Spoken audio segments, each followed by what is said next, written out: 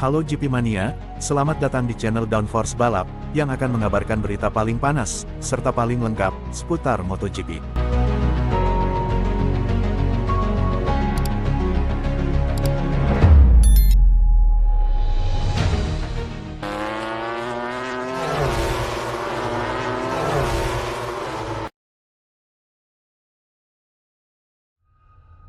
Enea Bastianini mengambil podium keduanya secara beruntun di MotoGP Amerika Serikat sekaligus membuktikan bahwa ia adalah yang terbaik di antara para pembalap Ducati, yang turun di Austin.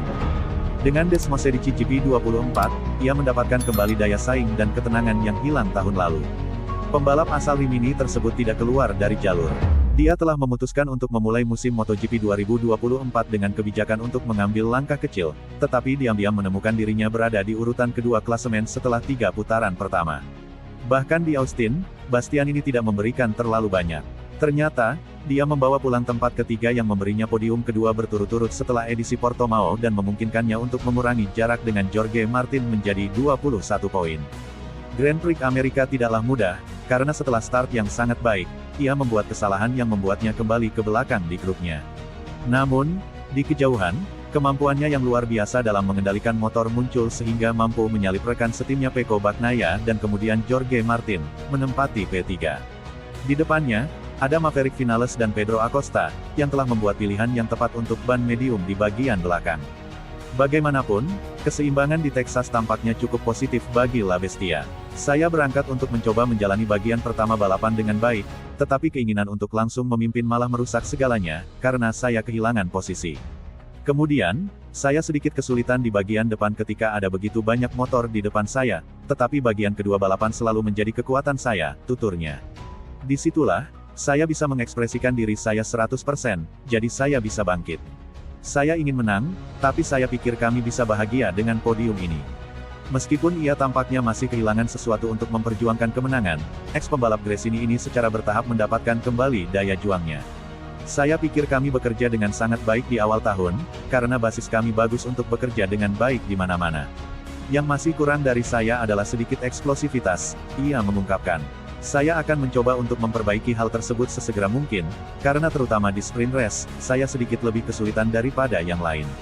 Kita lihat saja apa yang akan terjadi di masa depan, tapi saya merasa siap.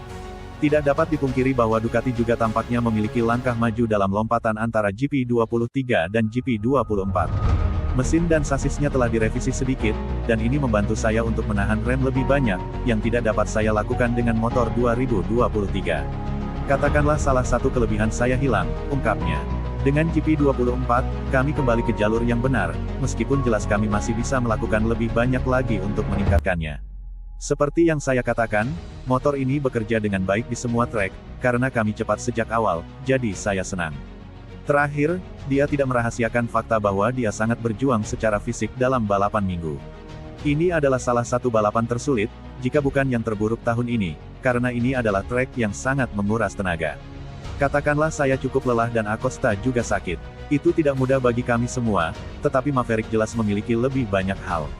Tapi secara fisik saya bertahan dengan baik, jadi saya bisa senang dengan pekerjaan saya, ia menandaskan.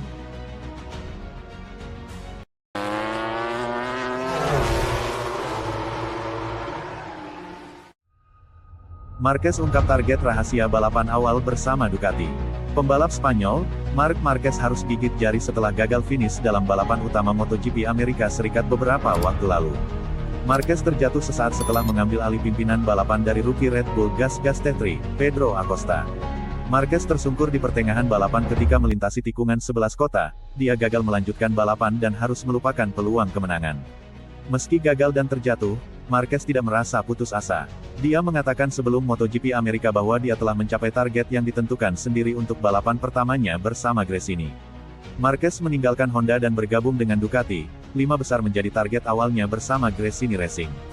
Target saya tidak bilang, adalah berada di posisi 5 besar di 2 balapan pertama, kata Marquez kepada TNT Sport sebelum MotoGP Amerika, sebagaimana dimuat Crash.net. Dan saya berada di posisi 5 besar pada sprint race dan long race. Kemudian, di Portimao, lagi. 5 besar, saya ada di sana, seru Marquez.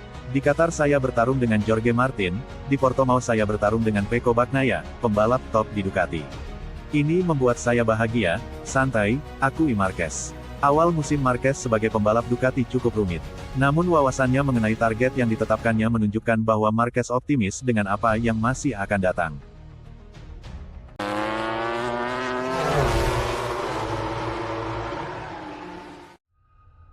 Murid Valentino Rossi, Francisco Bagnaia dipuji-puji rivalnya, Alex Espargaro.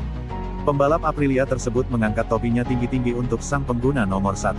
Pembalap yang akrab disapa Pecco itu gampang luar biasa dalam 2 musim terakhir. Gelar juara beruntun berhasil dia dapatkan. Musim 2024 ini, Bagnaia mendapatkan perlawanan yang sengit. Persaingan sesama Ducati hingga peningkatan pabrikan lain termasuk Aprilia membuatnya harus usaha ekstra keras lagi. Menariknya, Espargaro menilai publik Italia belum memberikan pujian selayaknya untuk Pecco. Hal ini wajar terjadi sebab terlalu banyak pembalap Ducati yang tampil kuat. Pecco tidak mendapatkan respek yang semestinya di Italia, ungkapnya, dilansir dari motosan.es. Saya selalu berpikir demikian. Itulah yang saya rasakan. Dia adalah pembalap yang bisa juara 2 kali. Dia adalah pembalap topnya Ducati. Tetapi, ada banyak pembalap Ducati lain yang juga kuat, tambah Espargaro. Pembalap Aprilia ini ternyata bak mengangkat topi setinggi-tingginya Bagnaia. Dia tak ragu-ragu memberikan pujian selangit untuk sang rival. Menurutnya, murid Valentino Rossi itu merupakan pembalap yang impresif. Sosoknya dinilai bisa bersaing dengan cepatnya Jorge Martin hingga gonjang-ganjing kedatangan Marc Marquez ke Ducati. Dia tidak pernah gugup dan selalu bisa jadi nomor satunya Ducati, tugasnya. Martin memang cepat, tetapi, dia jadi juara dunia 2 kali beruntun. Sekarang ada juga Marquez. Dia juga sangat kuat. Bagi saya, Pecco adalah pembalap yang luar biasa, imbuh Espargaro.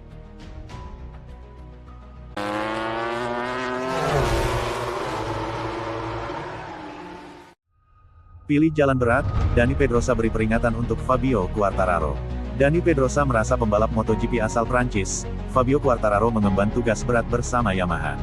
Tim Garputala dan El Diablo baru saja menemui kesepakatan baru. Kerja sama mereka berlanjut hingga 2 tahun ke depan. Keputusan ini tentu sangatlah menarik. Pasalnya Yamaha sedang tidak dalam kondisi yang bagus. Sejak terakhir menjuarai MotoGP 2021, mereka terus mengalami kesulitan. Mulai jenuh dengan cupunya Yamaha, Quartararo beberapa kali melepas isyarat pergi.